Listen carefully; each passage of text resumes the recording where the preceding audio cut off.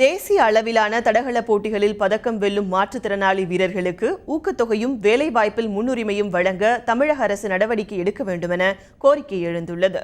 உத்தரப்பிரதேச மாநிலத்தில் கடந்த 20ஆம் தேதி முதல் 22ஆம் தேதி வரை மாற்றுத்திறனாளிகளுக்கான தேசிய அளவிலான தடகள போட்டிகள் நடைபெற்றன.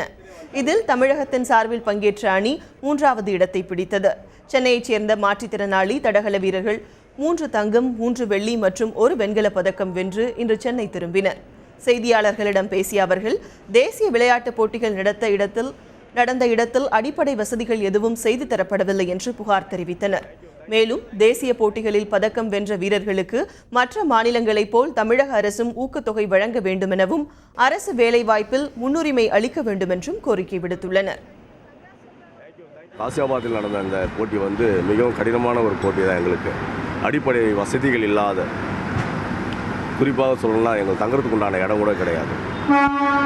வெறும் மண் தரையில் மேட்டை விரிச்சிட்டு படுத்து தான் முடிச்சுட்டு வந்திருக்கோம். இன்றைக்கி உத்தரப்பிரதேஷ் அண்டு ஹரியானாவில் கொடுக்கப்படுற ஊக்க உதவித்தொகை, அங்கே பார்த்தீங்கன்னா தங்கத்துக்கு 3 லட்சம் ரூபாய், இங்கே பக்கத்தில் இருக்க கர்நாடகாவில் கூட தங்கத்துக்கு 1 லட்சம் ரூபாய் வழங்கப்படுறாங்க. ஆனால் இது வரைக்கும் நமக்கு அது அறிவிக்கப்படலை. அவங்க ஒரு நார்மல் அத்லெட்டுக்கு உண்டான ரெஸ்பான்சிபிலிட்டியை டிசபிள் பர்சனுக்கும் தராங்க. நமக்கு இது வரைக்கும் தரலை. இதன் அடிப்படையிலாவது நம்ம தமிழக அரசு எங்களை போன்ற விளையாட்டு வீரர்களை ஊக்குவிக்கணும்னா கண்டிப்பாக எங்களுக்கு ஒரு ஊக்கத்தொகை வேணும்.